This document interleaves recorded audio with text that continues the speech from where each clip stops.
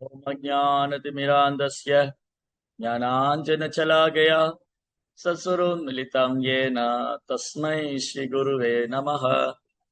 नमो ओं विष्णुपादाय कृष्णप्रेष्ठाय भूतले श्रीमते भक्तिवेदान्तस्वामीति नामिने नमस्ते सारस्वती देवे गौरवाणि प्रचारिणे निर्विशेषशून्यवादी भाष्यातदेशधारिणे जय श्री कृष्णा चैतन्य प्रभु नित्यानंद श्री अद्वैत गदाधर श्रीवासदि गौर भक्त वृंद हरे कृष्णा कृष्णा कृष्णा हरे हरे हरे राम राम राम हरे हरे हरे कृष्णा பக்தர் எல்லாருக்கும் இனிமையான காலை வணக்கம். இன்றைய பாகவத சத்சங்க வகுப்புல கலந்துட்டு இருக்கிற எல்லா பக்தருக்கும் என்னுடைய பணிவான நமஸ்காரம். ஸ்ரீமத் பாகவத்தினுடைய 3ஆம் ஸ்கந்தம் 14வது அத்தியாயம் திதி என்னும் நங்கை மாலை பொழுதில் கருவுறுதல். இந்த அத்தியாயத்தோட தலைப்பு. அப்ப கடந்த சில தினங்களாவே நம்ம இந்த அத்தியாயத்தை ரொம்ப அழகா படிச்சுட்டு வரோம். பிரபுபாடைய பொருளுரை ரொம்ப அழகா பிரபுபாதர் நமக்கு சொல்லி கொடுக்கிறார். இதை எப்படி நம்ம புரிஞ்சுக்கணும். திதி என்ற பெண்ணானவள் ஒரு முறையற்ற நேரத்துல தன் கணவனை அணுகிவிட்டால், அந்த தவறான நேரத்துல தன் கணவனை அணுகிறதுனால அவங்களுக்கு குழந்தை உண்டானது. அந்த 2 குழந்தைகளும் இந்த 3 உலகத்தையும் கதற செய்யக்கூடிய ராட்சச குழந்தைகளா இருப்பார்கள். இந்த 2 குழந்தைகளும் இந்த 3 உலகத்தையும் கதற செய்யக்கூடிய ராட்சச குழந்தைகள். கஷ்யபர் சொன்னாரு, திதி நான் அப்பவே சொன்னேன், நீ கேட்கலையே, இந்த நேரம் வேண்டாம் அப்படி சொல்லி நீ கேட்கலையே. இப்போ உன்னுடைய அந்த நடத்தையால உனக்கு பிறக்கிற குழந்தைகள் 2 பேரும் ராட்சச குழந்தைகளா இருப்பாங்க. இப்போ திதி தன் தவறை உணர்ந்தால், நாம நம்ம கணவரை தொந்தரவு பண்ணிட்டோம், முறையற்ற நேரத்துல போய் குழந்தை வேணும்னு சொல்லி அவர்கிட்ட கூட நம்ம சேர்ந்துட்டோம், இப்ப சிவபெருமான் என் மேல கோவப்படுவார், என்ன செய்யறது இப்போ அப்படின்னு சொல்லி திதி தன்னுடைய தவறை உணர்ந்து அழுகின்றால், அதற்கு வேண்டி மன்னிப்பு கோரி பிரார்த்தனை செய்யறார். திதி தவறு செய்து விட்டால் அந்த தவறினுடைய விளைவு 2 ராட்சச குழந்தைகள் பிறக்க போகிறது. இரண்யாக்ஷன், இரண்யகசிபு, 3 உலகத்தையும் கதற செய்யக்கூடிய குழந்தைகள். சாது மன்னியே அசுர வரிய தேகினா. பிரகலாத் மகாராஜா தன்னுடைய அப்பாவை பத்தி சொல்லும் போது அசுரர்களில் சிறந்தவரேங்கிற, you are the best among the demons. அசுரர்களே உன்ன மாதிரி யாரும் கிடையாதப்பா. தன்னுடைய அப்பாவை பார்த்து பிரகலாத் தைரியமா சொல்ற. தேவர்களுக்கே இரண்யகசிபு முன்னாடி வர்றதுக்கு பயம். இந்திராதி தேவர்கள், இந்திரா, சந்திரா, வருண, அக்னி, வாயு தேவர்கள், மகா ரிஷிகள், முனிவர்கள், இவங்கெல்லாம் கூட இந்திரன் இரண்யகசிபு முன்னாடி வர பயந்துக்குவாங்க. பிரகலாத குழந்தை தைரியமா சொன்னார், ஓ அசுரர்களில் சிறந்தவரே, oh my dear daddy, you are the best among the demons. ஓ என் அருமை தந்தையே, ஜெய் ஜெகநாத் சுவாமி, உங்களை விட ஒரு சிறந்த அசுரனை நான் பார்த்ததே இல்லை. அந்த மாதிரி 3 உலகத்தையும் கதற செய்யக்கூடிய குழந்தைகளை பெற்றதுக்கு நான் காரணமாகி விட்டேனே. இப்ப என்னுடைய கருவுல திதி நினைக்கின்றால், என்னுடைய கருவுல இந்த 3 உலகத்தையும் கதற செய்யக்கூடிய ஒரு குழந்தைகளை நான் தாங்கி கொண்டிருக்கிறேன், இரட்டை குழந்தைகள். இப்ப திதி தன் தவறை உணர்ந்து தன் கணவனிடம் பிரார்த்திக்கின்றால், சிவபெருமானிடத்துல பிரார்த்திக்கின்றால், தனது சகோதரியான சதி தேவி உமையாள் இடத்துல பிரார்த்திக்கின்றால், எல்லோரும் என்னை மன்னிக்க வேண்டும், எல்லோரும் என்னை மன்னிக்க வேண்டும். இது ரொம்ப அழகான ஒரு பாடம். இன்னைக்கு இந்த வகுப்புல நம்ம கத்துக்கிற முதல் பாடமே, நாம் செய்த தவறை ஒப்புக்கொண்டு அதற்காக மன்னிப்பு கேட்க வேண்டும். நம்ம ஏதாவது தவறு செஞ்சிட்டோம்னா அதை நியாயப்படுத்த முயற்சி கூடாது. இங்க பெரும்பாலான மக்கள் என்ன பண்ணுவாங்க, தவறு செய்து விட்டு அதை நியாயப்படுத்த முயற்சி பண்ணுவாங்க. இல்ல நான் சரியாதான் பண்ணேன், என் மேல தப்பு கிடையாது அப்படின்னு தன் நிலையை நியாயப்படுத்துறதுக்காக நிறைய பேர் முயற்சிப்பாங்க. நாம கூட அப்படிதான். நம்ம எல்லாம் என்ன பண்ணுவோம், ஏதாவது தப்பு பண்ணிட்டு அதை மறைக்க வேண்டும், ஒண்ணு மறைக்கணும்னு முயற்சி பண்ணுவோம், இல்ல நியாயப்படுத்தணும், நான் செஞ்சது சரிதான், ஏன் சூழலில் இருந்து யோசிச்சு பாருங்க, இதெல்லாம் வாதம் செய்யும். நாம தவறு செய்து விட்டு ரொம்ப அபூர்வம் தான் நான் செஞ்ச தவறுன்னு ஒப்புக்கொள்றது. இன்னைக்கு பெரும்பாலான மக்கள் ஆமாங்க நான் செஞ்ச தப்பு தான், என்ன மன்னிச்சிருங்க அப்படின்னு சொல்றது ரொம்ப அபூர்வம். பெரும்பாலானவர் என்ன சொல்லுவாங்க, அந்த தப்பை மறைப்பதற்காக முயற்சி செய்வாங்க. தவறே செய்யாத மாதிரி காமிச்சுக்கணும். இரண்டாவது, அப்படி தவறு செய்து எல்லோருக்கும் தெரிந்து விட்டதா, ஓ நீங்கெல்லாம் பேசுறீங்க, என்னோட இடத்துல இருந்து யோசிச்சு பாருங்க அப்படின்னு தன்னுடைய நிலையை நியாயப்படுத்த முயற்சி பண்ணும். இங்க திதியோடைய கேரக்டர் எப்படி நம்ம புரிஞ்சுக்கிறோம் இப்போ? திதி தன் தவறை ஒப்புக்கொள்கிறாள். அதனால திதியானவள் தன் தவறை ஒப்புக்கொண்டது மட்டுமல்ல, அதுக்காக மன்னிப்பும் கோருகின்றாள். தன் கணவரிடத்துல, சிவபெருமானிடத்துல, உமையாள், சதிதேவி, பார்வதி கிட்ட மன்னிப்பு கேட்க, இவங்க எல்லாம் என்ன மன்னிக்கணும். கொஞ்சம் நான் பொறுத்துக்கிட்டு இருந்தேன்னா நல்ல நேரம் வந்திருக்கும், நல்ல குழந்தைகள் பிறந்திருக்கும். அவசரப்பட்டனே. அதனாலதான் ஒரு செயல் பண்றதுக்கு முன்னாடி ஒரு தடவைக்கு 2 தடவை யோசிக்கணும். நம்ம பண்றது சரியான செயலா, இது சாஸ்திரத்துக்கு உட்பட்டதா, தர்மத்துக்கு உட்பட்டதா, இதனுடைய விளைவுகள் எப்படி இருக்கும் அப்படின்னு ஏதோ ஒரு செயல் பண்றதுக்கு முன்னாடி அது அங்கீகாரப்பூர்வமானதா, ஆச்சாரியர்களா அதை ஆமோதிக்கிறாங்களா, சாஸ்திரங்கள் என்ன சொல்லுது, சாதுக்கள் என்ன சொல்றாங்க. சாது சாஸ்திரம் குரு. நம்ம எந்த ஒரு செயல் செய்வதற்கு முன்னாக சாது சாஸ்திரம் குரு இதை நாம் கன்சிடர் பண்ணணும், கவனத்தில் கொள்ளணும். சோ முதல் பாடம் நம்ம செய்த தவறுக்கு மன்னிப்பு கேட்க வேண்டும். நாம் செய்த தவறை ஒப்புக்கொள்ள வேண்டும். என்ன தவறு செய்தாலும் அதை ஆமா நான் தவறு செய்துட்டேன். நான் ஒரு சாதாரண மனிதன் தானே.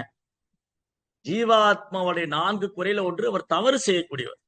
இந்த பூமியில ஐயா நான் வாழ்க்கையில தவறே பண்ணதில்லை அப்படின்னு யாராவது சொல்றவங்க இருக்கீங்களா? இருந்தா கை தூக்கும். என்னுடைய வாழ்நாள்ல நான் இந்த பூமியில பிறந்ததுல இருந்து தவறே செய்யல அப்படின்னு தான் கை தூக்குன்னு பார்க்கலாம். ஒரு கையும் மேல வராதுன்னு எனக்கு தெரியும். காரணம் என்னன்னா, நம்ம இந்த பூமியில பிறந்ததே ஒரு தவறுதான். தவறுதலா இங்க பிறந்து நம்ம இந்த பூமியில பிறந்ததே தப்பு. கிருஷ்ணர் வேண்டாம், எனக்கு பகவான் வேண்டாம், ஆன்மீக உலகம் வேண்டாம் அப்படின்னு ஜட உலகத்துல பிறந்தோம் இல்லையா, அதுவே ஒரு தப்பு தான். அதுக்கப்புறம் 2வது தப்பு, நம்ம இந்த உடலோடு அடையாளப்படுத்திக்கிட்டது, நான் தான் இந்த உடல்.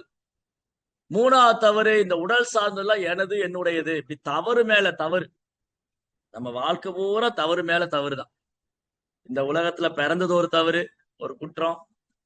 நம்ம இந்த உடலோடு அடையாளம் செய்து கொள்வது அடுத்த ஒரு பெரிய தவறு, அது ஒரு குற்றம். அதுக்கப்புறம் இந்த உடல் சார்ந்ததெல்லாம் என்னுடையது நினைக்கிறேன் பாத்தீங்களா, அதோட பெரிய முட்டாள்தனம். நான், எனது, என்னுடையது மாதிரி தவறு மேல தவறு செய்து, குற்றம் மேல குற்றம் செய்து நாம எல்லாம் குற்றவாளிகளா இருக்கு. ஜட உலகங்கிற சிறைச்சாலையில ஜட உலகம்ங்கிற சிறைச்சாலையில குற்றவாளிகளா இருக்கு. ஆனா பகவான் ரொம்ப கருணையோடு இங்க வர நம்மளை எல்லாம் விடுவிக்கிறதுக்காக. பகவானும் பகவானது தூய பக்தர்களும். சரி, அப்போ முதல் பாடம், நாம் செய்த தவறை நாம் ஒப்புக்கொள்ள வேண்டும். 2வது, அந்த தவறுக்காக மன்னிப்பு கேட்க வேண்டும். மன்னித்து விடுங்கள், நான் தெரியாமல் செய்து விட்டேன், நான் பிழை செய்யக்கூடியவன் தான் அப்படின்னு ஒத்துக்கணும். அதுக்கப்புறம் 3வது, ஏதோ ஒரு செயல் பண்றதுக்கு முன்னாடி நம்ம சாஸ்திரத்துல அது சரியா பரிந்துரைக்கப்பட்டிருக்கா, ஆச்சாரியெல்லாம் அந்த செயலை ஒப்புக்கொள்றாங்களா, சாதுக்கள் என்ன சொல்றாங்க அப்படின்னு கன்சிடர் பண்ண. எந்த ஒரு செயல் பண்றதுக்கு முன்னாடி அது சரியா தவறா, தர்மமா அதர்மமா, செய்யலாமா வேண்டாமா. அர்ஜுனன் கூட யோசிச்சார், குருக்ஷேத்திர போர் தொடங்குறதுக்கு முன்னாடி இந்த மகாபாரத யுத்தம் செய்யலாமா வேண்டாமா, சரியா தப்பா, ஒரே குழப்பமா இருக்கு. நமக்கு கூட வாழ்க்கையில குழப்பம் இருக்கும். வாழ்க்கையில குழப்பம் இல்லை, நம்ம வாழ்க்கையே குழப்பமா தான் இருக்கு. நம்ம வாழ்க்கையில குழப்பம் இல்லை. இன்னைக்கு பெரும்பாலான மக்கள் வாழ்க்கையில குழப்பம் இல்லை, அவங்க வாழ்க்கையே குழப்பத்துலதான். காரணம் என்னது? ஏன் இன்னைக்கு பெரும்பாலான மக்கள் வாழ்க்கையே குழப்பம், அவங்க குழப்பத்துலதான் வாழ்ந்துட்டு இருக்காங்க. காரணம் என்னது? ஏன் இன்னைக்கு பெரும்பாலான மக்கள் வாழ்க்கையே குழப்பமா இருக்கு, குழப்பத்துல வாழ்ந்துட்டு இருக்காங்க? அறியாமை. ஏன் அறியாமை? ஏன் முக்குணம்? ஏன் ஜட உலகத்துக்கு வந்தோம்? ஏன் வாழ்க்கையில குழப்பம் சொன்னா, நம்மளால ஒரு முடிவுக்கு வர முடியல, அறியாமையில் இருக்கோம். அப்ப அறியாமையிலிருந்து விடுபடுவதற்காக தான் இந்த மனித வாழ்க்கை. மனித வாழ்க்கையின் குறிக்கோள் வந்து முதல்ல அறியாமையிலிருந்து விடுபடணும். இப்ப நாம் பேசணும் இல்லையா, நான் இந்த உடல் அல்ல, ஆத்மா, நித்தியமானவன், அழிவற்றவன், ஆன்மீகமானவன், பகவான் சிறிய அம்சம். அப்ப அர்ஜுனனுக்கு எப்ப குழப்பம் தெரிய பெற்றது? கிருஷ்ணாட்டு இருந்து பகவத்கீதை கேட்டார். முதல்ல பகவத்கீதை முதல் அத்தியாயத்துல அர்ஜுனன் கிருஷ்ணரும் நண்பர்களா பேசிட்டு இருக்காங்க. நம்ம தினம் ஒரு பகவத்கீதை வகுப்புல பேசிட்டு இருந்தோம். பகவத்கீதையில 28வது ஸ்லோகத்துலதான் பகவானே பேசுறாரு. அது வரைக்கும் அது வரைக்கும் முதல்ல திருதராஷ்டிரர் பேசினார், அதுக்கப்புறம் துரியோதன் பேசினார், அதுக்கப்புறம் சஞ்சயன் பேசுறார், அதுக்கப்புறம் வந்து அர்ஜுனன் பேசுறார். முதல் அத்தியாயத்துல ஒரே ஸ்லோகம் தான் பகவான் பேசியிருக்காரு. ஹோல் பகவத்கீதை ஃபர்ஸ்ட் சாப்டர்ல 46 ஸ்லோகம் இருக்கு. ஒரு ஸ்லோகத்துல கிருஷ்ணா பேசியிருக்காரு. அது என்ன சொன்னாரு? பீஷ்ம துரோண பிரமுகதா, இந்த யுத்தத்துல யாரெல்லாம் வந்திருக்காங்கன்னு அர்ஜுனன் கேட்டார். சேனையோ உபயோர் மத்தியே ரதம் ஸ்தாபயமே அச்சுதா. ஓ அச்சுதரே, என்றைக்கும் வீழ்ச்சி அடையாதவரே, தன்னிலை பிறழாதவரே, 2 படைகளுக்கு நடுவுல தேரை கொண்டு போய் நிப்பாட்டுங்க, என் கூட யார் சண்டை போட வந்திருக்கான்னு பாக்க. அப்ப கிருஷ்ணர் ஒரே ஸ்லோகம் தான் பேசினார். இங்க பாரு அர்ஜுனா, பிதாமகர் பீஷ்மர் வந்திருக்கார், ஆச்சாரியர் துரோணர் வந்திருக்கார், அவ்வளவுதான். 46 ஸ்லோகத்துல முதல் அத்தியாயத்துல கிருஷ்ணர் பேசுறது ஒரே ஸ்லோகம். 3/4 ஸ்லோகம் பேசல அர்ஜுனன். இந்த யுத்தம் வேண்டாம், இது நியாயம் இல்லை, இது பாவம் வந்து சேரும், இதுக்கு சந்தோஷம் கிடையாது, இவங்களை என்னுடைய உறவினர்கள், குல தர்மம் போயிடும், அப்படி எல்லாம் சொல்லி அழுது புலம்பி ஒரே குழப்பத்துல உட்கார்ந்துருக்காரு. காண்டிபத்தை கையில பிடிக்க முடியல, கையெல்லாம் நடுங்குது, கண்ணெல்லாம் கண்ணீரு, தொண்டையெல்லாம் அடைக்குது, நாவெல்லாம் வறண்டு போச்சு, உடல்ல மயிர் குத்திட்டு நிக்குது. கடைசியில தலையில கை வச்சுட்டு உட்காந்துட்டாரு. என்ன பண்றதுன்னு தெரியல. அப்ப என்ன அர்ஜுனன் முடிவு எடுத்தாரு? தன்னால வாழ்க்கையில ஒரு முடிவுக்கு வர முடியல, வாழ்க்கையே குழப்பமா இருக்கு, குழப்பத்துல வாழ்க்கையில குழப்பம் இல்ல, குழப்பமே வாழ்க்கை ஆயிடுச்சு, குழப்பத்துலதான் வாழ்க்கையே இருக்கு. இப்ப என்ன முடிவு பண்ணார் அர்ஜுனன்? பகவானே, நீங்களே எனக்கு குருவா இருந்து என்ன வழி நடத்துங்க. கார்பண்ய தோசோ பிரகத சுபவாவா பிச்சாமித்தாம் தர்மச்சமூட சேதாகா எஸ்யா நிஷிதம் பிருகூயி தன்மே சிஷ்யஸ்தேகம் சுவாதிமாம் தாம் பிரபன்னம். கிருஷ்ணா, நான் கருமித்தனத்தினால குழம்பி போயிருக்கேன், எனக்கு என்ன பண்றதுன்னு புரியல. இது சரியா தப்பா, தர்மமா அதர்மமா, செய்யலாமா வேண்டாமா, தயவுசெய்து நீங்களே சொல்லிருக்க. அப்புறம் தான் கிருஷ்ணர் பகவத்கீதை சொன்னார். அர்ஜுனன் வந்து தெளிவாயிட்டார். கஷ்டோ மோகம் சுதிர்லுத்வா, கிருஷ்ணா என்னுடைய அறியாமை நீங்கி விட்டது, கரிச்சியே வச்சனம் தவ, நீங்க என்ன சொல்றீங்களோ நான் செய்யறேன். அப்ப திதி என்ன பண்ணிருக்கணும்? திதி வந்து தன் கணவர்கிட்ட கேட்டிருக்கணும், நான் என்ன செய்யணும், இந்த நேரத்துல எனக்கு வந்து இந்த மாதிரி என்ன வருது. அப்ப கஷ்யபர் கொஞ்சம் பொறுமையாயிரு அப்படின்னு சொன்னாரு. திதி கேட்கவே இல்லையே. அதான் போன வகுப்புல பேசணும். அத்தாரிட்டி ஃபாலோ பண்ணல, இதான் ப்ராப்ளம். அத்தாரிட்டியை ஃபாலோ பண்ணலைன்னா ப்ராப்ளம் தான். எப்பவுமே வந்து நமக்கு மேல ஒரு மூத்த பக்தருடைய வழிகாட்டுதல், மூத்த பக்தருடைய வழிகாட்டுதல் இல்லைன்னா நாம ஏதாவது மனம் போன போக்குல பண்ணி மாட்டேங்க. மனம் போன போக்குல போயிட்டு கடைசியில் அர்ஜுனன் மாதிரி தலையில கை வச்சுட்டு பாரு. அதனால போன வகுப்புல நம்ம படிச்சவருடைய சாரம் என்னன்னா, நம்ம அத்தாரிட்டியை ஃபாலோ பண்ணணும். இப்ப திதி என்ன பண்ணா, கஷ்யபருடைய வார்த்தையை கேட்கல. அப்ப நம்ம வாழ்க்கையில முடிவெடுக்கிறதுக்கு முன்னாடி சாது, சாஸ்திரம், குரு. நம்ம வாழ்க்கையில என்ன முடிவெடுத்தாலும் அது சாஸ்திரத்துல பரிந்துரைக்கப்பட்டிருக்கா, சாதுக்கள் அதை ஆமோதிக்கிறாங்களா, ஏத்துக்கிறாங்களா, குரு ஆச்சாரியர் என்ன சொல்றாரு, முந்தைய ஆச்சாரியர் என்ன சொல்லியிருக்காங்க, இதெல்லாம் கன்சிடர் பண்ணும், கவனத்துல கொள்ளும். சீக்ஷா குரு, தீக்ஷா குரு, இவங்கெல்லாம் எதுக்கு இருக்காங்க? நம்ம வழிநடத்துறதுக்கு தான் இருக்கு. அதனால அவங்க பயன்படுத்தி. அதனால இப்ப என்ன சொல்லியிருக்கு, திதி வந்து தன் தவற உணர்ந்து மன்னிப்பு கேட்டா, அதுக்கப்புறம்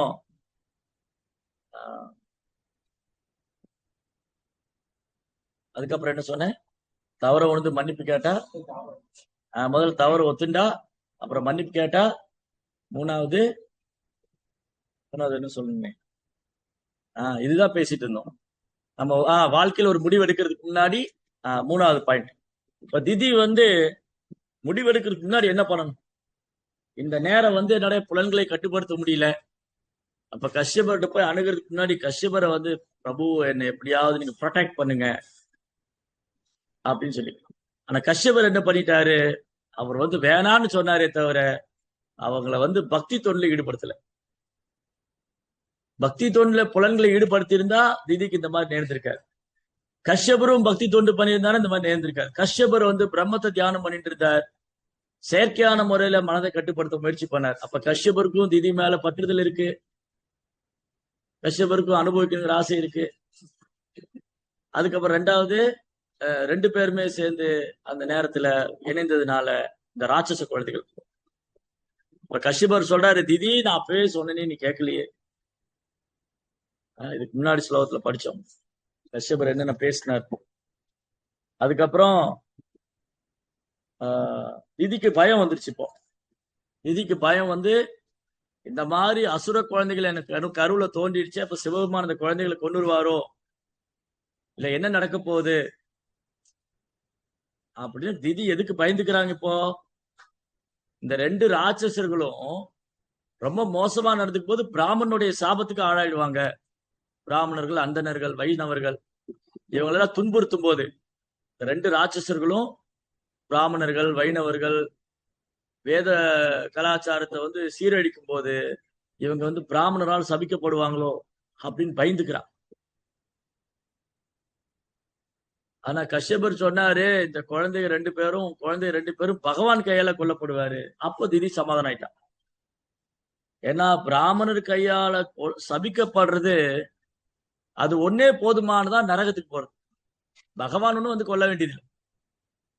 இந்த பூமியில யாராவது ரொம்ப மோசமா நடந்துக்கிறாங்க, ரொம்ப பாவகரமான வாழ்க்கை வாழ்றவன்னா பிராமணர்களை வந்து அவமதிச்சு, பிராமணர்னா சும்மா வெறும் பூணூல் போட்ட பிராமணர் இல்ல, பிராமண கொள்கையை பின்பற்றுவர், பிராமண கலாச்சாரத்தை பின்பற்றும் உண்மையான பிராமணர், ட்ரூ பிராமன், வைஷ்ணவர்.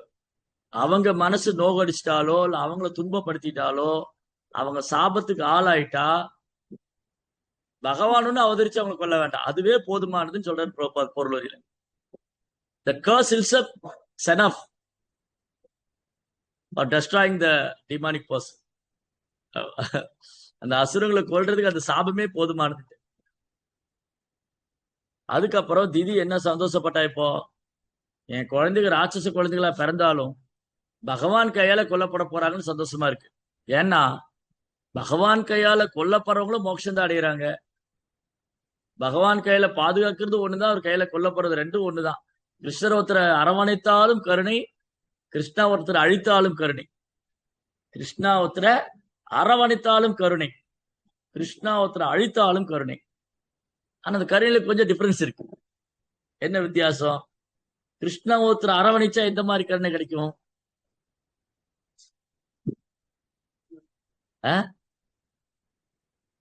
அது மரணம். கிருஷ்ணா ஒருத்தர் அரவணைக்கிறாரு அப்படின்னா அது எந்த மாதிரி கருணை? கிருஷ்ணா ஒருத்தர் கொள்றாருன்னா அது எந்த மாதிரி கருணை? எஸ், கிருஷ்ணா ஒருத்தர் அரவணைக்கிறாருன்னா அந்த பக்தர் பகவானோட நித்தியமா அன்பு பரிமாற்றம் செய்வார். கிருஷ்ணா ஒருத்தர் கொள்றாருன்னா அவர் மோட்சம் அடைவார். அந்த பிரம்மஜோதியில போய் கலக்கிற, கிருஷ்ணாவோட உடல்ல போய் கலக்கிற. சிசுபாலனை வந்து கிருஷ்ணரை வந்து சிசுபாலன் நிந்தனை பண்ணும்போது சபையில எல்லாரும் முன்னாடி சிசுபாலனுடைய தலையை வந்து கிருஷ்ணர் வெட்டிட்டார் சுதர்சன சக்கரத்தை. அப்போ எல்லார் முன்னிலையிலும் சிசுபாலுடைய ஆன்மா வந்து கிருஷ்ணோட உடல்ல போய் கலக்கிறத பாக்குறாங்க சபையில. நாரத முனிவர், வியாசதேவர், பீஷ்மர் எல்லாம் அந்த சபையில இருக்காங்க. யுதிஷ்டிர மகாராஜா ராஜசூய யாகம் பண்ண சபையில பீமா, அர்ஜுனா, பாண்டவர்லாம் இருக்காங்க. அந்த சபையில எல்லா மந்திரிகள், சேனாதிபதிகள் எல்லார் முன்னாடியும் சிசுபாலுடைய ஆன்மா வந்து உடல்ல இருந்து வெளியில வந்து கிருஷ்ணாவோட உடல்ல போய் கலக்குது. அதனாலதான் கிருஷ்ணர் வந்து வதம் பண்ணாருன்னு சொல்றது இல்ல. இங்க பாகவத்துல பாருங்க, கிருஷ்ணா கொலை செய்தார், வதம் பண்ணார்னு. கிருஷ்ணா வதம் பண்ணார்னு இருக்காரு. பூதனா முக்தி, திருநாவர்த முக்தி, சகடாசுர முக்தி, திவிதா முக்தி, பௌமாசுர முக்தி, பவுண்டரக முக்தி, சிசுபால முக்தி, இதெல்லாம் முக்தி தான். கிருஷ்ணர் கையில கொல்லப்பட்டாலே மோட்சம் தான். அப்ப திதி என்ன பெருமைப்படுறாங்க? கிருஷ்ணா உடல்ல இரண்டரை கலக்கணும்னு நினைக்கிறவங்க பிரம்மவாதிகள், அருவவாதிகள், இவங்கெல்லாம் கிருஷ்ணருடைய உடல்ல பிரம்மத்துல போய் கலக்கணும் கடினமா தவம் பண்றாங்க. கடினமா தவம் பண்ணி மனதை கட்டுப்படுத்தி புலன்களை கட்டுப்படுத்தி மழை வெயில் குளிர் எல்லாம் பார்க்காம தவம் செய்து பகவானோட உடலை கலக்க விரும்புறவங்க அது கிருஷ்ணர் கையில கொல்லப்படுறவங்களுக்கே கிடைச்சிருக்கு. அப்ப திதிக்கு இப்ப என்ன சந்தோஷம், என்னுடைய பசங்க பிராமணரால் சபிக்கப்பட போறது இல்ல. அந்த விதத்துல என்னுடைய குழந்தைகள் பாக்கியம் பண்ணவங்க பகவான் கையில கொல்லப்பட்டு மோட்சம் அடைய போறாங்க. பகவான் கையில கொல்லப்படுறது மட்டும் இல்ல, அந்த சக்கரதாரி பார்க்க போறாங்க. பகவானின் இந்த தெய்வீகமான கரங்கள் இருக்கிற சக்கரத்தையும் பகவானின் தரிசனம் பண்ற பாக்கியம் என் குழந்தைகள் பெற்றிருக்காங்க. பிரம்மா சிவன் போன்ற தேவர்கள் கூட பகவானை தரிசனம் பண்ண முடியாது, ரொம்ப அபூர்வம். ஆனா இரண்யாட்சன் எண்ணிக்கசும் கிடைச்சது. அது தரிசனம் கிடைச்சது மட்டும் இல்ல, பகவான் கையில கொல்லவும் பட்டாங்க. அதனால ஒரு வகையில அசுரங்கள் அவங்க பாக்கியம் பண்ணவங்க. எவ்வளவு அசுரங்கள் கிருஷ்ணர் கையால கொல்லப்படுறாங்க. மகிஷாசுரன் கிருஷ்ணர் கையால கொல்லப்பட்டாரா? சூரபத்மன் கிருஷ்ணர் கையால கொல்லப்பட்டாரா? சும்ப நிசும்பன் கிருஷ்ணர் கையால கொல்லப்பட்டாரா? இல்லையே. ஒரு சில அசுரங்கள் மட்டும்தான் கிருஷ்ணர் கையால. அப்ப கிருஷ்ணர் கையால கொல்லப்படுறதுக்கும் பாக்கியம் பண்ணி. அதனால திதிக்கு என்ன சந்தோஷம், என் குழந்தைகள் பகவான் கையில கொல்லப்பட்டு மோட்சம் அடைய போறாங்க. அந்த நாள் நிந்திக்கப்பட்டவர். அடுத்தது இங்க என்ன சொல்றாரு, என்ன சொல்லியிருக்கு, அந்த நாள் நிந்திக்கப்பட்டவர் அல்லது உயிர்களுக்கு எப்பொழுதும் அச்சம் தருபவர் நரகத்தில் உள்ளவர்களினால் அல்லது அவர் பிறந்த இனத்தினால் கூட கருணை செய்யப்படுவதில்லை. யாராவது பிராமணருக்கு வைஷ்ணவருக்கு அபராதம் பண்றாங்க, மற்ற உயிர்களை துன்புறுத்துறாங்கன்னு சொன்னா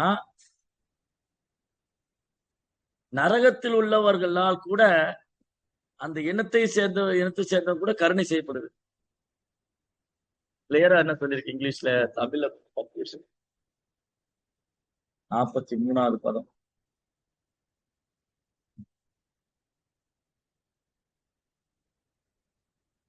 A person who is considered by a Brahmana or is always fearful to other living entities is not favored either by those who are already in hellish planet or by those in the species of in which he is born. அப்ப என்ன அர்த்தம், பிராமணருக்கும் வைஷ்ணவருக்கும் தொந்தரவு பண்றவங்க, அபராதம் பண்றவங்க, அப்புறம் மற்ற உயிர்வாளிகளுக்கு பயமுறுத்துறவங்க நரகத்துல உள்ளவங்கனால கூட மன்னிக்கப்படுறது இல்ல, தன் சொந்த வம்சத்துல உள்ளவங்களாலும் மன்னிக்கப்படுறது, அந்த சொந்த குலத்துல.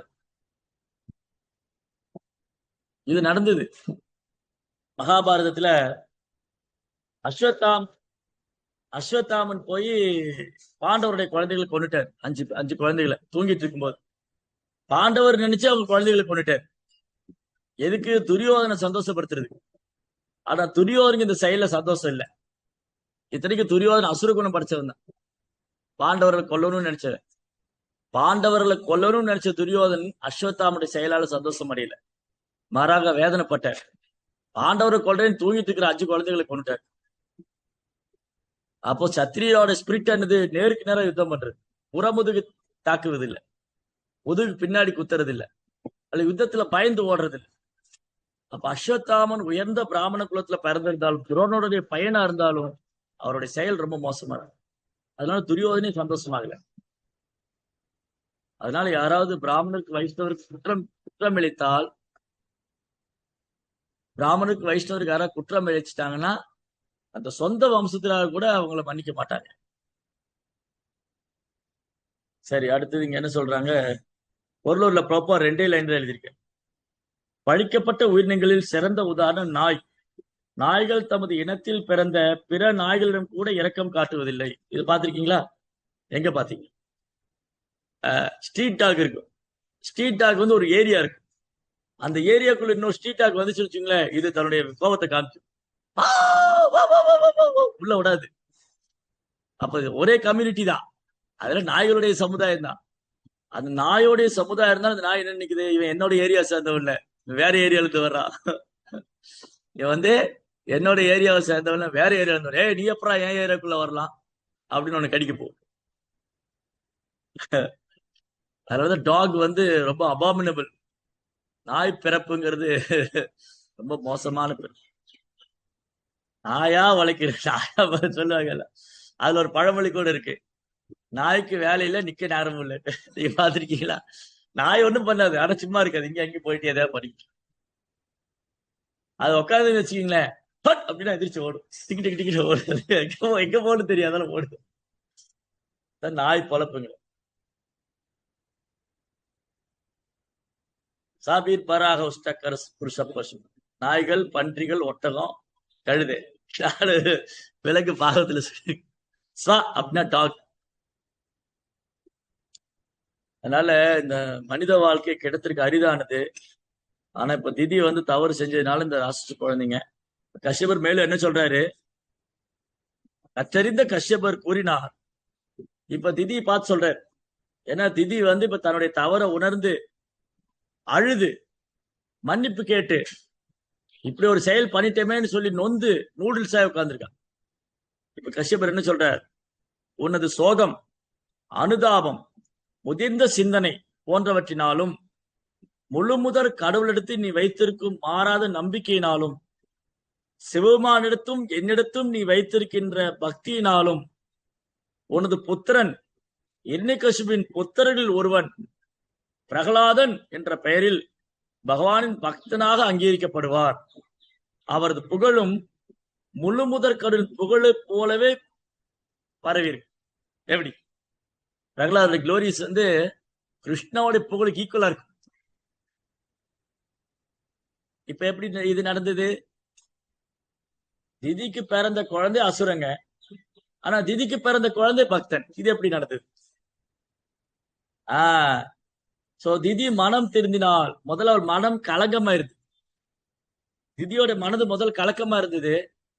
அவ மனதுல கலக்கம் இருந்ததுனால, அசுத்தம் இருந்ததுனால, அவ மனதுல காமம் இருந்ததுனால அந்த பிறந்த குழந்தை ராட்சசங்களா இருக்கு.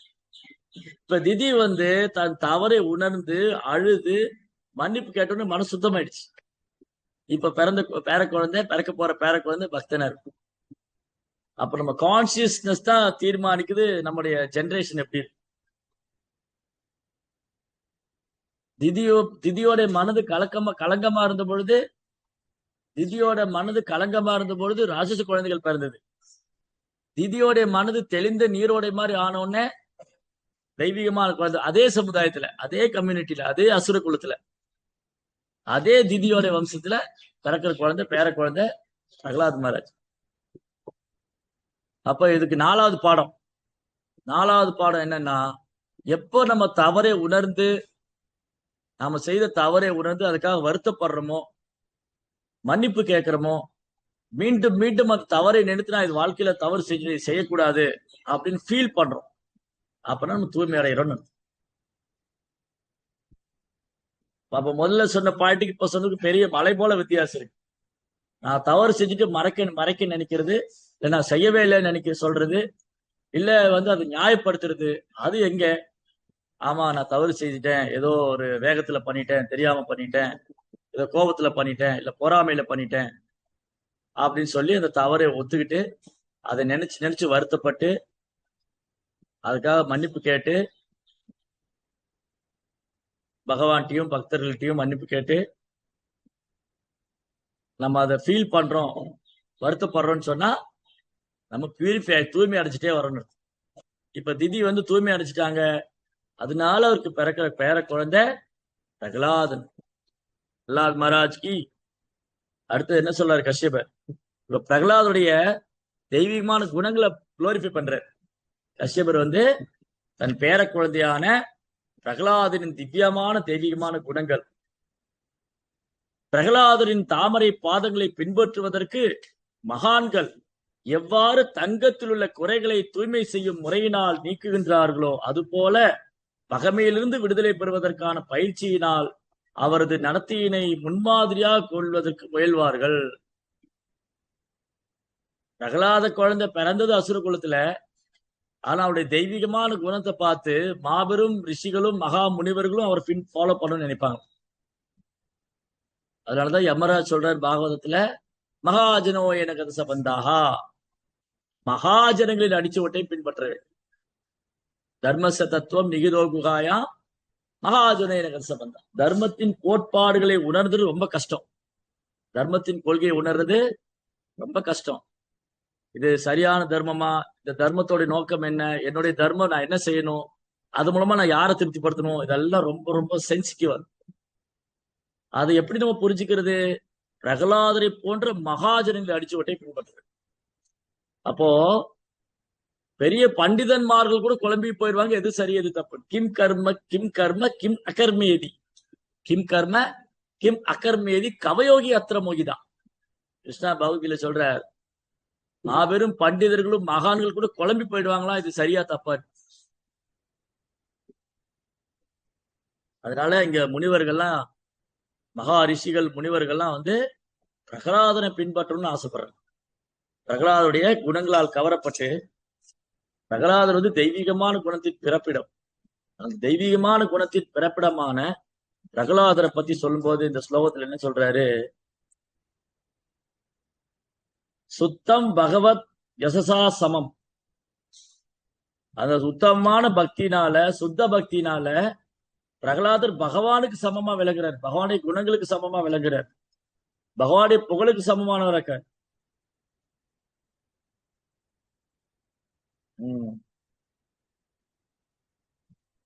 அடுத்தது இங்க என்ன சொல்ற இந்த ஸ்லோகத்துல?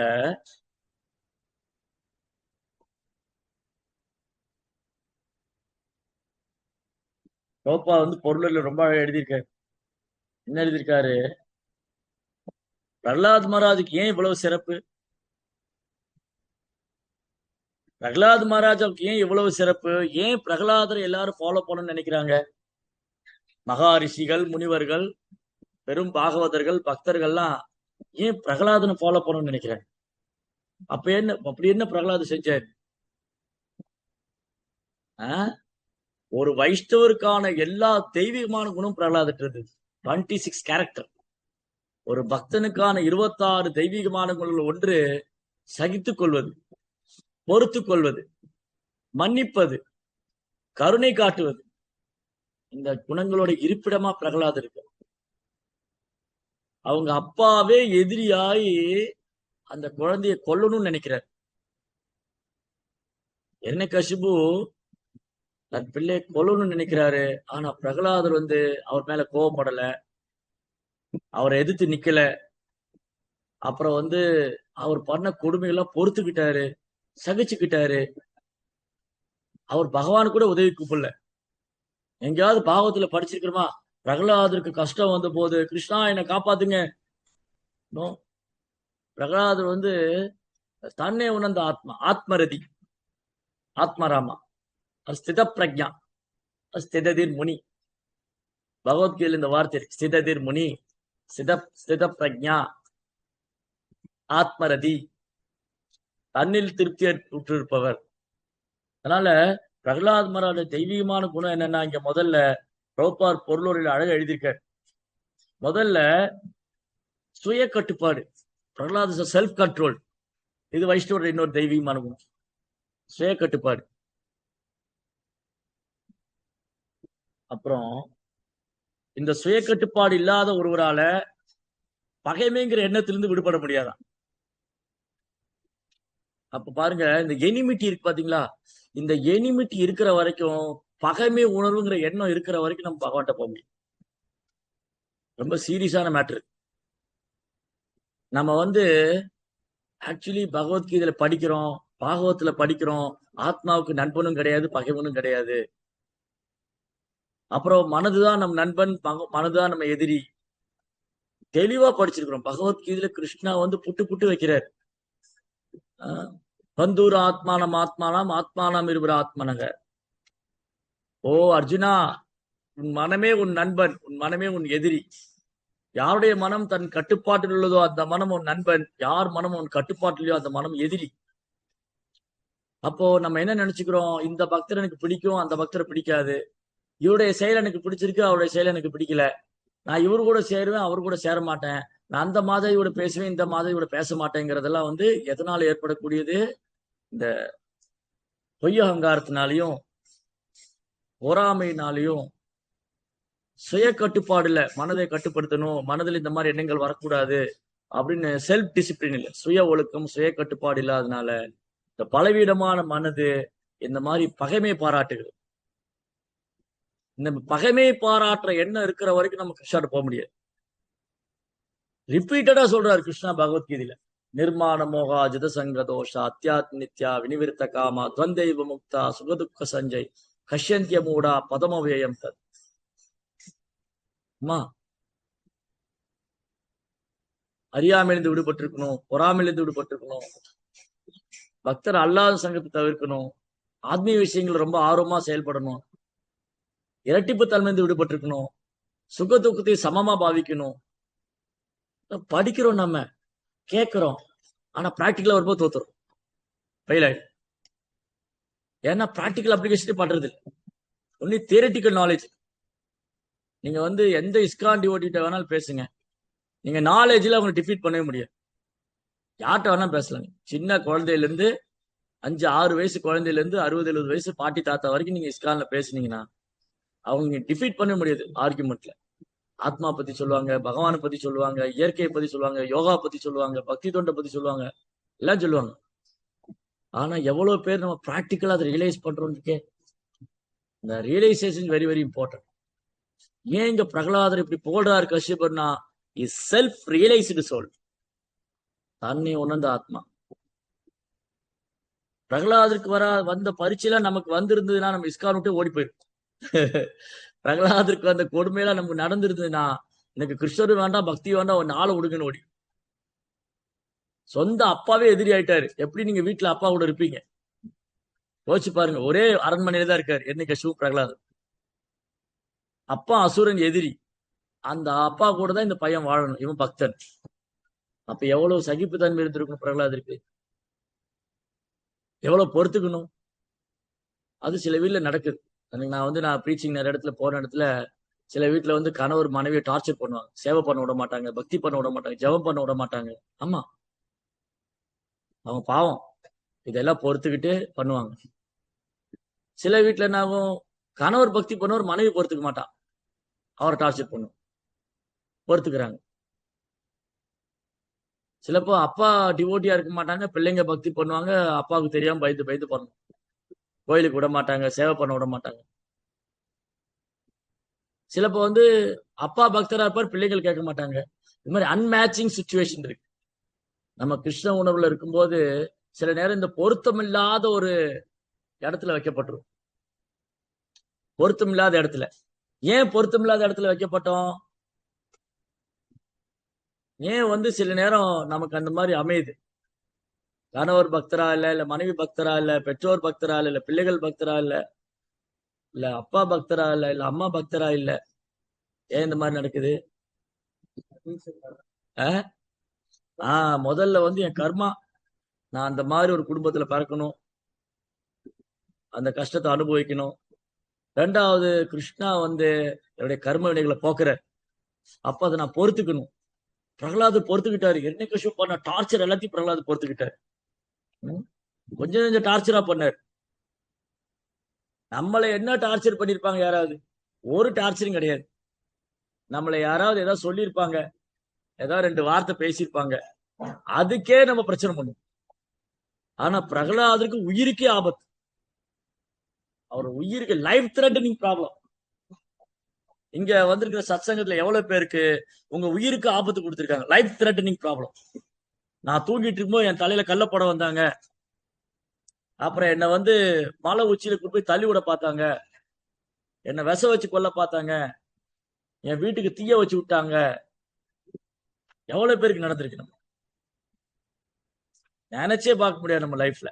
இந்த மாதிரி நமக்கு என்ன நடந்திருக்கும்? யாராவது 100 ரூபாய் கடனை வாங்கிட்டு தர மாட்டேன்னு சொல்லியிருப்பாங்க, இல்ல மறந்துருப்பாங்க, இல்ல ஏமாத்திருப்பாங்க, இல்ல நம்மளை பத்தி ஏதாவது தப்பு தப்பா 4 வார்த்தை சொல்லியிருப்பாங்க. அதுவே பொறுத்துக்காம தையா தக்கான்னு குதிச்சு, அதை பொறுத்துக்காமலே தையா தக்கான்னு குதிச்சு ஆரவாரம் பண்ணி ஆர்ப்பாட்டம் பண்ணி ரணகலமாக்கி பாருங்க பிரகலாதருடைய தெய்வீகமான குணங்கள். அவர் யார்கிட்டையும் பொறாமையற்றவரா இருக்க, யார்கிட்டையும் பகைமையும் கிடையாது, யார்கிட்டையும் பொறாமையும் கிடையாது. கட்டுண்ட நிலையில் இருக்கும் ஒவ்வொரு உயிர்வாளியும் பிறர் உயிரெடுத்து பொறாமையுடையவராக இருக்கின்றார். ஆனால் விடுதலை பெற்ற நிலையிலோ பகைமை என்பது இருப்பதில்லை. அதான் கட்டுண்ட கண்டிஷன் லைஃபுக்கும் லிபரேட்டட் லைஃபுக்குள்ள கட்டுண்ட வாழ்க்கையில் இருக்கக்கூடியவங்க இந்த பகைமை பொறாமையெல்லாம் வச்சுருப்போம். இப்ப நம்ம எங்க இருக்கிறப்போ? ஒரு கட்டுண்ட வாழ்க்கையில் இருக்கிறவங்க, இன்னொன்னு முக்தி பெற்ற வாழ்க்கையில் இருக்கிறவங்க. நம்ம எங்க இருக்கிறோம்? ரெண்டுக்கு நடுவுல இருக்கிற கீழாக்கி வகுப்பாடை கருணையால நான் கட்டுண்ட ஆத்மான்னு தெரிஞ்சுக்கிட்டேன். நான் இந்த உடல் எல்லாம் ஆத்மான்னு தெரிஞ்சுக்கிட்டேன். நான் பக்தி பண்ணணும்னு தெரிஞ்சுக்கிட்டேன். பக்தருக்கு சேவை பண்ணணும்னு தெரிஞ்சுக்கிட்டேன். ஆனாலும் பாருங்க, சில நேரம் கோபம், சண்டை, போறாமே இல்ல. அப்ப இப்படி இல்ல அப்படி இல்ல இருக்கு, மதில் மேல் போன மாதிரி. சோ என்ன பண்ணணும்? நம்முடைய நிலையை நாம் தூய்மை செய்து கொள்ள வேண்டும். ஏன்னா நம்ம எல்லாம் பயிற்சி எடுத்துக்கொண்டிருக்கிற பக்தர்கள். நம்ம பக்தர் ஆயிடல, பக்தர் ஆகிறதுக்கு பயிற்சி எடுத்துட்டு இருக்கோம். சில பேர் என்ன பண்ணுவாங்கன்னா, இந்த மெடிக்கல் காலேஜ்ல அவர் டாக்டரா இருக்க மாட்டாரு, மெடிக்கல் காலேஜ்ல சேர்ந்திருப்பாரு. அவருக்கு டாக்டர் கோட் கொடுத்துருவாங்க, ஸ்டெத்தஸ்கோப் கொடுத்துருவாங்க. பார்த்தா டாக்டர் மாதிரி இருக்கு. நம்ம என்ன நினைச்சுக்கிறோம்? டாக்டர்னு நினைச்சுக்குவோம். ஆனா அவர் டாக்டர் படிச்சுக்கிட்டு இருக்காரு அந்த பையன். அந்த நிலைமை தான் நமக்கு. மெடிக்கல் காலேஜ்ல ஸ்டூடெண்ட்டுக்கு டாக்டருக்குள்ளான கோட் இருக்கும், டாக்டர் மாதிரி கோட் போட்டிருப்பார், ஸ்டெத்தஸ்கோப் வச்சுட்டு இருப்பார். எல்லாம் பார்த்தா டாக்டர் மாதிரியே இருக்கும். டாக்டர் எனக்கு இருங்க, சீஃப் டாக்டர் வரட்டும், கொஞ்சம் வெயிட் பண்ணுங்க. அப்புறம் ஸ்டூடெண்ட் எல்லாம் சுத்தி உட்கார்ந்து இருப்பாங்க. அப்புறம் சீஃப் டாக்டர் என்ன ட்ரீட்மெண்ட் பண்ணுவார். இவங்க படிச்சுக்கிட்டு இருக்காங்க. நம்மளும் அப்படிதான் கண்டி மாலை போட்டு, திலக் போட்டு, ஜெபமாலை எல்லாம் கழுத்துல மாட்டிக்கிட்டு டிவோட்டி மாறி இருக்கும். டிவோட்டி ஆகல. கரெக்டா ரசமையா? டாக்டர் பிராக்டிஸ் பண்ற பார்த்தா டாக்டர் மாதிரியே இருப்பாரு. அப்புறம் பார்த்தா சீஃப் டாக்டர் சொன்னது என்னன்னு புரிய அவருக்கு. அது மாதிரி நம்ம எல்லாம் பக்தராக பயிற்சி பண்ணிட்டு இருக்கோம், முயற்சி பண்ணிட்டு. அதனாலதான் நம்ம தவறு செய்யறோம். அப்ப தவறு செய்து நம்ம இயல்பு, அதை திருத்திக் கொள்ள வேண்டும், அதற்காக வருத்தப்பட வேண்டும், மன்னிப்பு கேட்க வேண்டும். அதான் இப்ப நான் படிச்சது. எவ்வளவு கிளியரா இருக்கு பாத்தீங்களா? சோ அதனால பிரகலாதருடைய தெய்வீகமான குணங்கள், அவர் பிராக்டிஸ் பண்ற டாக்டர் இல்ல, இஸ் அ ரியல் டாக்டர். அவர் பயிற்சி பண்ற மருத்துவர் இல்ல, அவர் மருத்துவர்கள் எல்லாம் சிறந்தவர். அதனால அவருக்கு இப்ப நமக்கு ஏன் இந்த கோபம், பொறாமை, பகைமை எல்லாம் வருது? நம்ம இன்னும் சுத்த பக்திங்கிற தளத்துக்கு வரல. அதனால இதை வச்சுட்டே இருக்கணுமா? அதுவும் கூடாது. அப்ப என்ன பண்ணணும்? பயிற்சி எடுத்துக்கிட்டே இருக்கணும். ஹரேஷ், பயிற்சி எடுத்துட்டே இருக்கணும். சுத்த பக்திங்கிற என்னுடைய கோல் அதுதான். சரி, ஒரு மெடிக்கல் ஸ்டூடெண்டோட கோல் என்ன? சிம்பிள், அவர் டாக்டர் ஆகணும். மெடிக்கல் ஸ்டூடெண்டா இருந்தா டாக்டர் ஆகணும். சம்டைம் நம்ம என்ன பண்றோம்? மெடிக்கல் ஸ்டூடெண்ட் பாக்குறோம். சம்டைம் வேற ஆர்மி ஆபீஸ்ல அவங்களாம் யூனிஃபார்ம் இருக்கும், ட்ரைனிங் எடுத்துட்டு இருக்காங்க. ஆனா இன்னும் ஆர்மி ஆபீசர் ஆகல. ஆனா ஒரு டைம் ஆர்மி ஆபீசர் ஆவாரு. அப்புறம் அதுக்கெல்லாம் அவங்க கையில கண்ணு எல்லாம் கொடுப்பாங்க. முதல்ல என்ன பண்ணுவாங்க? அந்த ஆர்மி ஆபீஸ் கிரவுண்ட்ல போய் முதல்ல சுட்டு பழக்க சொல்லி தருவாங்க. அங்க ஒரு போர்டு வச்சு, அந்த போர்டுல ரவுண்ட் ரவுண்டா இருக்கும். ஒரு கையில கண்ணு கொடுத்து கரெக்டா அதை சுடுங்க பார்க்கலாம், பயிற்சி கொடுக்குறாங்க. அவர் ஆர்மி ஆபீஸ் ஆகுறதுக்கு முன்னாடி ஒரு ட்ரெயின் பண்றாங்க இல்லையா?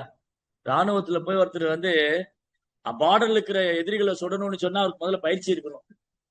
அவன் கையில கண்ணு எப்படி பிடிக்கணும், எப்படி குறி வைக்கணும், எப்படி தவறாம சுடணும், உடல் எப்படி கட்டு மஸ்தா வச்சுக்கிறது, எப்படி ஆரோக்கியமா இருக்கிறது, எப்படி பலமா இருக்கிறது, காலையில எந்திரிச்சு ஓடணும். ஆர்மி ட்ரைனிங்கிறது இஸ் நாட் ஆர்டினரி திங். ராணுவத்துல பயிற்சிங்கிறது காலையில விடிய காலையில எழுப்பி விட்டுருவாங்க. குளிரும். டெல்லி அந்த சைட்ல போனா மைனஸ்ல இருக்கும். இவங்க ஓடணும், அப்புறம் எக்ஸசைஸ் பண்ணணும். இந்த மாதிரி நிறைய பயிற்சி கொடுத்து கொடுத்து அவரை கொண்டு இமாலயத்துல போட்டுருவாங்க. அந்த திக் ஃபாரஸ்ட்ல குளிர்ல அவர் நிக்கிறார் கண்ணை வச்சுட்டு.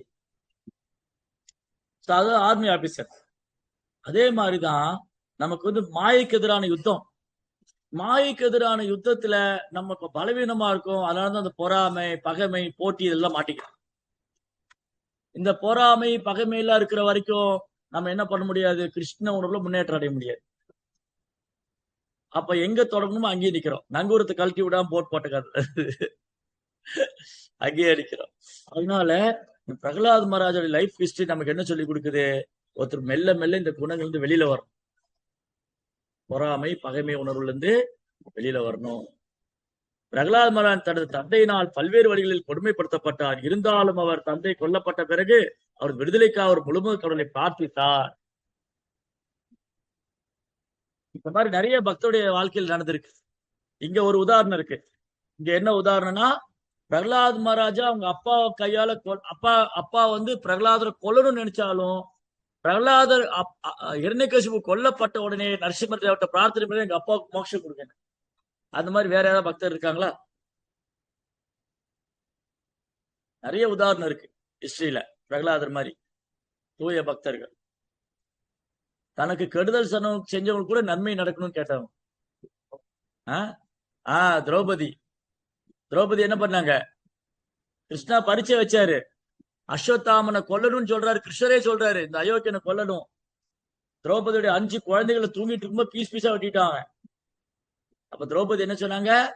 உச்சிதா முச்சிதா பிராமணா குரு, அவர் குருவுடைய பையன் பிராமணன், அவனை கொல்லக்கூடாது, மன்னிச்சு விட்டுறணும். எப்படி? அதான் வைஷ்ணவர். அப்புறம் வேற ஜடபரத், அவருக்கு பேரு ஜடபரத் தான். ஏன்னா ஒரு ஜடம் மாதிரி வாழ்றாரு. இந்த உலகத்துல ஜடம் மாதிரி வாழ்றது ரொம்ப கஷ்டம். நம்ம எல்லாத்துக்கும் ரியாக்ட் பண்றோம். நம்மளை யாராவது திட்டினா கோவப்படுறோம், சண்டைக்கு போறோம். ஏன்னா நான் இந்த உடல் நினைச்சிட்டு இருக்கோம். ஜடபரத் வந்து நான் இந்த உடல் இல்லைன்னு நினைச்சிட்டு இருக்கேன். இந்த உடல் ஒரு ஜடம், நான் இது கிடையாது அப்படின்னு ஜடபரத் இருக்கு. அப்ப அவர் என்ன பண்ணாங்க? நேற்று 2 நாளைக்கு முன்னாடி நான் மலேசியால பேசியிருந்தோம். ஜடபரதோட ஸ்டோரி பேசிட்டு இந்த கிளாஸ் இருக்கு. அதுல பாகவத்துல இருக்கு, ஜடபரதாக்கு வந்து என்ன சாப்பாடு கொடுப்பாங்கன்னா, ஊசி போன கெட்டு போன பழைய பானையில் இருக்கிற அடி பிடிச்ச சாப்பாடு. நம்ம கொடுத்தா என்ன பண்ணுவோம்? தட்டை வீசி அடிச்சிருவோம் மூச்சில. ஒரே அடிதான். யார்கிட்ட இதை கொண்டு வந்து கொடுக்குறீங்க? வீடே 2 ரணகலமாயிரும். சுட சுட தோசை வரணும்னு சொல்லுவோம். ஆனா ஜடபரதுக்கு என்ன கொடுத்தாங்க? எல்லாம் சாப்பிட்டது போக ஆயில் கேக். ஆயில் கேக்னு என்ன தெரியுமா? உண்ணாக்கு ஆயில் கேக்கு. மாட்டுக்கு போடுறது தூக்கி போட்டாங்க சாப்பிடுறான்னு. அவர் அதையும் சாப்பிட்டாரு. நம்ம வந்து பிஸா கிடைக்குமா, பாஸ்தா கிடைக்குமா, கேக்கு கிடைக்குமா, ஏகாதசி கேக் கிடைக்குமா, பன்னீர் சப்ஜி கிடைக்குமா? ஜடபரதற்கு வீணா போன சாப்பாட்டு கொடுத்தாங்க. அவர் மேல எச்ச துப்புவாங்க, அவர் மேல குப்பையை போடுவாங்க. நம்ம மேல தெரியாம இடிச்சிட்டா போதும். கண்ணு தெரியாதவனுக்கு நேரா போக மாட்டேன், சண்டைக்கு போயிடுவோம். அப்புறம் எச்ச துப்புனா என்ன பண்ணுவான்? வாயை உடச்சிருவோம். நம்ம விடுவோமா? மேல இட்டிச்சதுக்கே போய் தகராறு பண்ணிடுவோம். யாரு கண்ணு நேரா பார்த்து போக மாட்டேன், சண்டைக்கு போயிடும். ஆனா ஜடபரதன் மேல எச்ச துப்புனாங்க, குப்பையை தூக்கி போட்டாங்க. ஊசி போன பழைய சாப்பாடு வீணா போனது, அது நாய் கூட சாப்பிடாது, அந்த சாப்பாடு தூக்கி போட்டாங்க. அப்புறம் கூப்பிடுவாங்க, டே தடிமாடு ஜடம் இங்க வா. நம்மள அப்படி கூப்பிட்டு யாரோ கூப்பிட்டு பாருங்க, நம்மள உண்டு இல்லைன்னு ஆக்கிரும். டே தடியா, ஜடபரதன் நல்லா ஷவுட்டா இருப்பாரு. ஏ தடியா ஜடம், நீ தத்தி இங்க வா. ஏ மந்த புத்திக்காரா, அவர் எப்படியுமே தன்னை மறந்து உட்கார்ந்துருப்பாரு. இப்படி எல்லாம் கூப்பிடுறாங்க. அதுக்கும் ரியாக்ட் பண்ணல. திட்டினாலும் ரியாக்ட் பண்ணல. அப்புறம் வீணா போனது போட்டாலும் ரியாக்ட் பண்ணல. என்ன பண்ணா எதுக்குமே எதிர்வினை ஆற்றல. ஏன் அவர் பண்ணல அப்படி?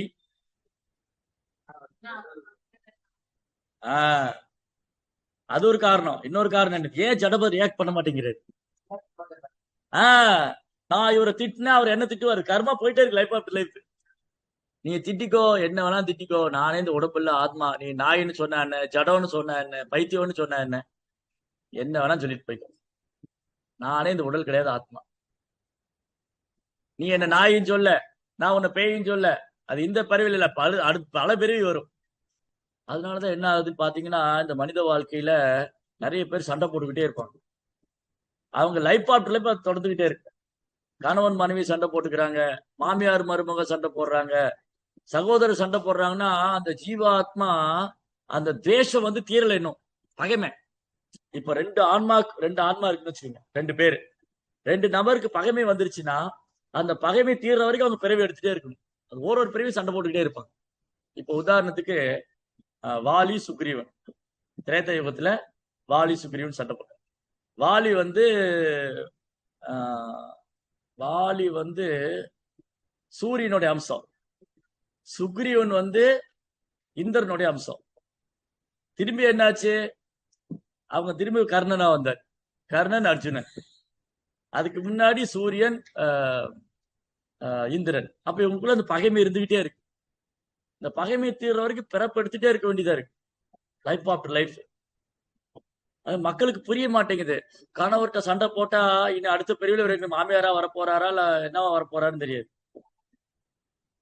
மனைவிட்ட சண்டை போட்டா அடுத்த பிரிவில் என்னவா வரப்போறா எனக்கு. இது லைஃப் ஆஃப்டர் லைஃப் கண்டினியூ ஆகிட்டே இருக்கும். இந்த பகைமை உணர்வு, ரெண்டு பக்தர்களுக்குள்ள பகைமை உணர்வு இருந்ததுன்னா அந்த பகைமை உணர்வு தீர்ற வரைக்கும் இந்த ஜடகுலத்துல நம்ம வந்துட்டே தான் இருக்கு. கிருஷ்ணாண்டு போகவே முடியாது. எப்படி போக முடியும்?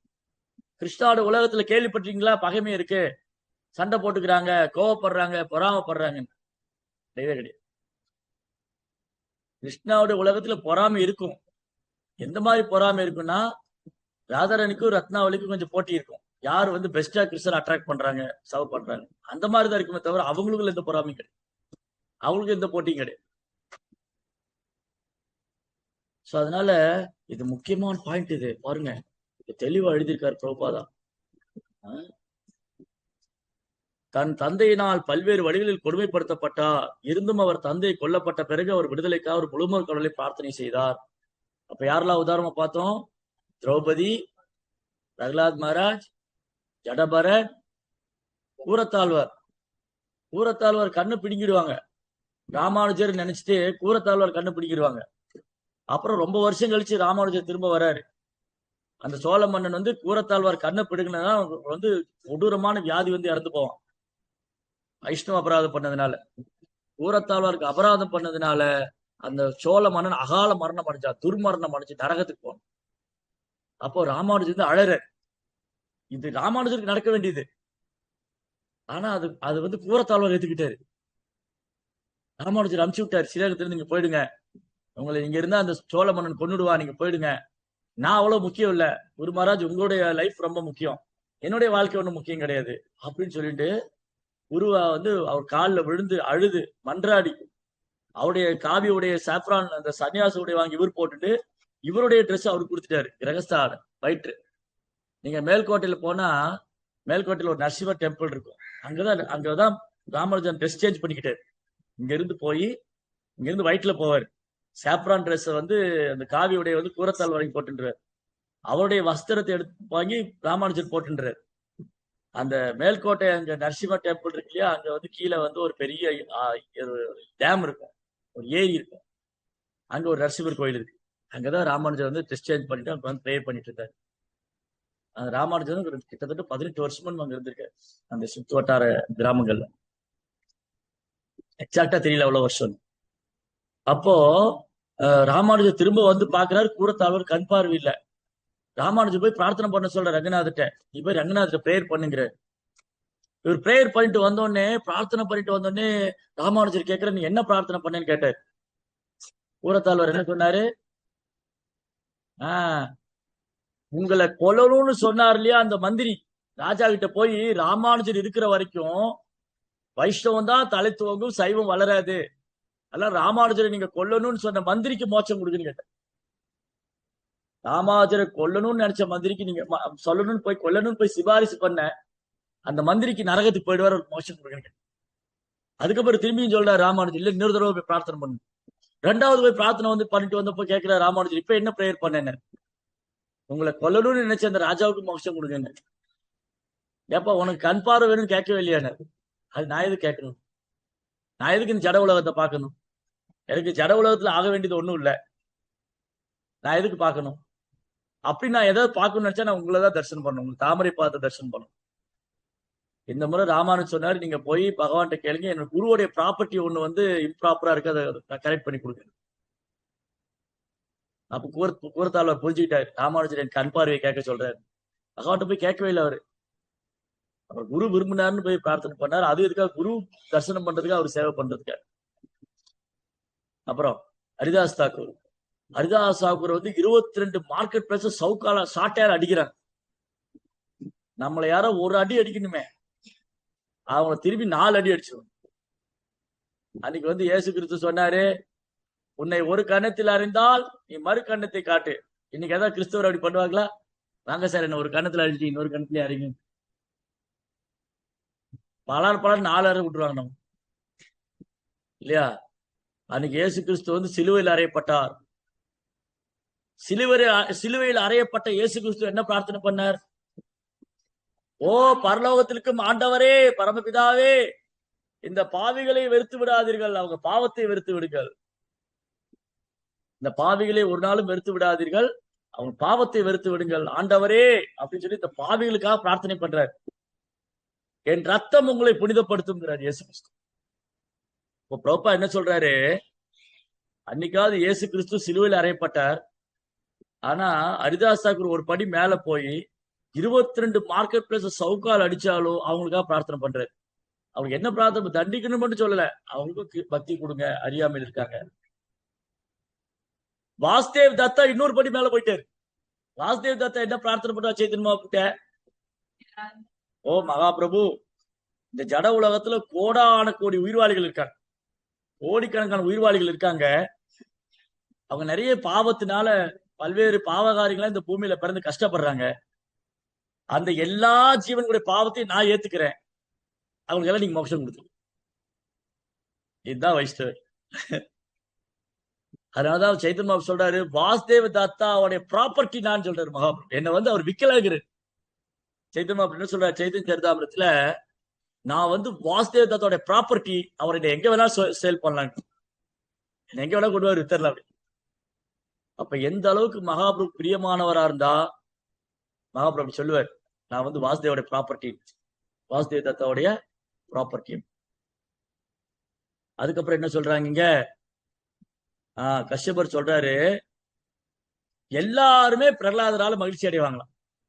இதுதான் வைஷ்ணவர். ஒரு வைஷ்ணவர் வந்தா எல்லாருக்கும் சந்தோஷமா இருக்கும். ஐயோ இவர் வந்துட்டாரே நினைக்கும்.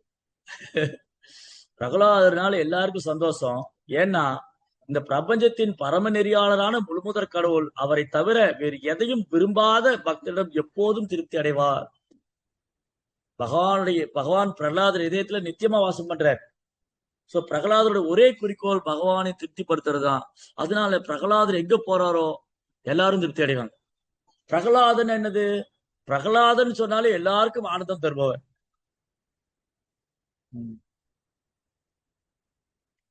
சோ பகவத்கீதை கிருஷ்ணா சொல்றார், யஸ்மாத் நோத் விஜதே லோகோ, லோகோநாத் விஜதே சயக, ஹர்ஷா மர்ஷ பயோத்வேகை, யோமத் பக்த சமய பிரியர். எந்த மாதிரி பக்தர் எனக்கு பிரியமானவர். இப்ப இந்த ஸ்லோகம் கேட்டா நம்ம கிருஷ்ணருக்கு பிரியமானவங்களா இல்லையான்னு தெரிஞ்சு போயிடும். இதோட அர்த்தம், ஒரு பக்தரால யாருக்கு தொந்தரவு கிடையாது, யாராவது தொந்தரவு செஞ்சா அவருக்கு அந்த தொந்தரவுக்கு ஆளாவதும் கிடையாது. இப்போ நான் இருக்கேன், என்னால யாருக்கு தொந்தரவு இருக்க கூடாது, என்னை யாராவது தொந்தரவு பண்ணா அந்த தொந்தரவுக்கு நான் ஆளாகவும் கூடாது. யஸ்மாத் நோத் விதேலே லோகோ, லோகோநாத் விஜயதே செய்ய. ஹர்ஷா மர்ஷ, சந்தோஷம் துக்கம் ரெண்டும் ஒண்ணுதான். சந்தோஷத்துல போய் தலகால் பிரியமா ஆடுறது இல்ல, துக்கத்துல உட்காந்து அழுவுறது இல்ல. அந்த மாதிரி பக்தனுக்கு பிரியமா இருக்கும். அப்ப நம்ம கிருஷ்ணருக்கு பிரியமா இருக்கும். சோ பாருங்க நம்ம எங்க இருக்கிறோம் அப்படின்னு. ஆனா ஸ்டில் பரவாயில்ல, நம்ம பக்தி தோண்டில் இருக்கோம். பிரபுபார் ஃபாலோ பண்ணிட்டு இருக்கோம். ஸ்லோலி சின்சியரா பண்ணிட்டு வந்தா நம்ம அந்த இடத்துக்கு போகலாம். தொடர்ந்து பிரகலாதரை பத்தி கேட்டு கேட்டு கேட்டு கேட்டு அந்த குணங்கள்லாம் அப்படி நமக்குள்ள போய் நம்மளை தாக்கணும், தாக்கம் ஏற்படணும். கொரோனா தாக்கம் ஏற்பட்ட எப்படி இருக்கும்? இப்போ கொரோனா பேஷண்டோட நான் பழகிட்டேன், பக்கத்துல போய் உட்காந்துட்டேன், அந்த சோசியல் டிஸ்டன்ஸ் கீப் அப் பண்ணாம இல்லையா. அது கொரோனா டைம்ல போட்டிருந்தாங்க இல்லையா, சமூக இடைவெளி வேணும் ஒரு 2 நபருக்கு இடையில. நம்ம கொரோனா பேஷண்ட் பார்த்தா அந்த தெருவுக்கு போயிடுவோம் இல்லையா. ஐயோ வேண்டாம் சாமி, எனக்கு கொரோனா வந்து என்ன பண்ணும். நான் அப்படிதான் நினைச்சிட்டு இருந்தேன். இங்க பக்கத்து ஹாஸ்பிட்டல்ல கொரோனா வாடாக்கிட்டாங்க. உனக்கு அது தெரியுமா, அந்த கதை தெரியுமா? பக்கத்து ஹாஸ்பிட்டலு கொரோனா வார்டு ஆயிடுச்சு சொல்லி இங்க இருந்தா கொரோனா வந்துச்சுன்னா ஸ்ரீரங்கத்துக்கு போனேன். அங்க போய் அடுத்த நாள் கொரோனா வந்துருச்சு. அப்போ கர்மாடி எங்க போனாலும் விடாது, வரும் உங்களை பிடிக்கிறதுக்கு. அந்த மாதிரி அந்த கொரோனா அட்டாக் பண்ணிச்சுன்னு வச்சுக்கோங்களேன், அது ஈஸியா அப்படி அடுத்த ஒத்துட்டு அது ஈஸியா ஒத்துட்டு போயிடும். அந்த மாதிரி பிரகலாதுடைய குணங்களை கேட்டு கேட்டு கேட்டு அந்த குணம் நமக்குள்ள தாக்கம் ஏற்படும். இந்த டிராகுலா கேள்விப்பட்டிருக்கீங்களா? டிராகுலான்னு ஒரு இது இருக்கு, அந்த ஹாலிவுட் படத்துல எல்லாம் எடுப்பாங்க, பேய். அந்த பேயை ஒருத்தர் பிடிச்சுன்னு வச்சுங்களேன், அவர் பேய் ஆயிடுவார். அவர் இன்னொருத்தர் பிடிச்சா அவர் பேய். இந்த மாதிரி அந்த பேய் பிடிக்கிறவங்கள பேய் ஆயிடுவாங்க. ஜோம்பியா? அது ஜோம்பி. என்ன பேய் பிடிச்சதுன்னா நான் உங்களை பிடிச்சா உங்களை பேய் பிடிச்சிடும். அப்புறம் அப்படியே அந்த செயின் மாதிரி போகும். அந்த மாதிரி ஒரு தூய பக்தருடைய சங்கம் எப்படி ஆகுமா, அவர்கிட்ட சங்கம் கொள்றவங்கள தூய்மையாக்கும். இப்ப உதாரணத்துக்கு பாருங்க, பிரபுபாதரோட சங்கம் வச்சவங்கள தூய பக்தர் ஆனாங்க. அந்த தூய பக்தோட சங்கம் வைக்கிறவங்க எல்லாம் பக்தியில முன்னேறாங்க, பக்தியில முன்னேறிட்டு வர்றாங்க. எப்படி? அதுதான். அடுத்தது இங்க என்ன சொல்லியிருக்கு, பொருளோட ப்ராப்பர் ரொம்ப அழகா எழுதியிருக்க. தூய பக்தன் பகவானை எங்கும் காண்கிறார். ஒரு தூய பக்தர் வந்து ஒரு தூய பக்தனை போலவே உயிர்களுக்கு கைமாறு செய்யும் முகத்தான் அவர்கள் அனைவரும் பரமாத்மா விளங்குகிறார். இவ்வாறு ஒரு இதயங்கள் அமர்ந்திருக்கும் பகவானும் பக்தனும் எல்லா ஜீவராசியும் கருணை உள்ளவங்களாக ப்ரோப்பாய்க்கு ஒரு எக்ஸாம்பிள் கொடுக்கிறார். ஒரு கொடிய மிருகம் கூட பகவான் தூய பக்தனும் நட்புடன் பழகி இருக்கிறது. இது எந்த ஸ்டோரி? ப்ரோப்பா என்ன சொல்றாரு? ஒரு கொடிய மிருகம் கூட பகவானின் தூய பக்தனுடன் நட்புடன் பழகி இருக்கிறது.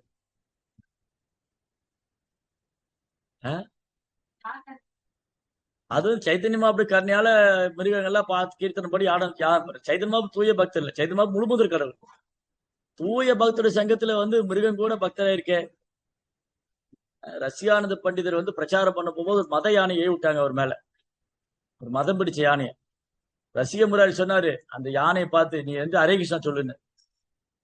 அது மண்டிட்டு தும்பிக்கையை உயர்த்தி பகவான் நாமத்தை சொல்லிச்சு. அவருக்கு தீட்சையை கொடுத்து கோபால்னு பேர் வச்சார். அதனால தூய பக்தருடைய கருணை இருந்தா மிருகங்கள் கூட பக்தராக முடியும் அப்படின்னு நம்மளை பத்தி சொல்ல. ஆனா பிரச்சனை என்ன, நம்ம மிருகத்தோட மோசமா இருக்கும், அது கஷ்டமா இருக்கு. ஓகே, இந்த லாஸ்ட் வெர்ஸ் என்னது? பகவானின் மிகச்சிறந்த பக்தன் நல்ல விசாலமான புத்தியும் விசாலமான செல்வாக்கும் மகாத்மாக்கள் அனைவரும் மிகச்சிறந்தவராகவும் விளங்குவார். இந்த பிரகலாத வந்து broad minded and was very opulent among all the Paramhamsas, among all the Mahatmas. முதிர்ந்த பக்தி தோன்றினால் அவர் உன்னதமான மெய்மறக்கும் நிலை எய்துவார். மேலும் பௌதிக உலகத்தை துறந்த பிறகு அவர் ஆன்மீக உலகத்துக்கு போவார். அப்ப பாருங்க, கஷ்யபர் சொல்றாரு, இந்த பிரகலாதுடைய தெய்வீகமான குணத்தை சொல்லிட்டு இந்த குழந்தை எப்படிலாம் பகவான் மேல அன்பு செய்வாரு, அந்த பக்தியில பிரேம நிலையில இருப்பாரு, அதுக்கப்புறம் பகவானுடைய உலகத்துக்கு போவாரு. பேர்பட்ட பேர குழந்தை உனக்கு கிடைக்க போகுதுன்னு சொல்ற. சோ அப்ப 3 நிலை, பக்தி தொண்டலுடைய வளர்ச்சியில் 3 நிலையை பத்தி ப்ரோப்பாக சொல்றாரு. ஸ்தாயி பாவம், அனுபாவம், மகாபாவம். ஸ்தாயி பாவங்கிறது என்னது? முழுமுத கடவுள் மீது தொடர்ந்து நிறைவான அன்பு கொள்வது, பகவான் மேல அன்பு எப்பவுமே வச்சுட்டு இருக்கிறது. அந்த அன்பானது ஒரு குறிப்பிட்ட உன்னதமான உறவுமுறையில் நிறைவேறும் பொழுது அது அனுபவம், ஒரு ரிலேஷன்ஷிப் டெவலப் ஆகும் பகவானுக்கும் பக்தனுக்கும்.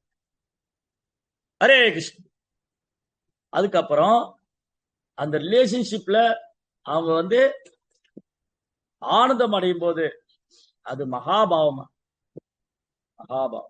பிரகலாத் மகாராஜா மகாபாகவதர், பகவானுடைய தெய்வீகமான லீலைகளை எப்போ ஸ்மரணம் பண்ணிட்டு. இந்த மாதிரி இங்க வந்து கஷ்யபர் வந்து பிரகலாதருடைய தன் பேர குழந்தையுடைய தெய்வீகமான குணங்களை புகழ்ந்து பாராட்டுற. இதெல்லாம் நம்ம கொஞ்சம் கொஞ்சமா நம்ம ஏன் இந்த பாகவதம் படிக்கிறோம்னா, இந்த குணங்கள்லாம் கொஞ்சம் கொஞ்சமா நம்ம அதை நோக்கி நம்மளை தயார் பண்ணிக்கணும். ஹரே கிருஷ்ணா. கிரந்தரா ஸ்ரீமத் பாகவதம் கி ஜெய். ஓகே, ஏதாவது கேள்விகள் சந்தேகம் இருந்தா கேட்கலாம். உங்க கருத்து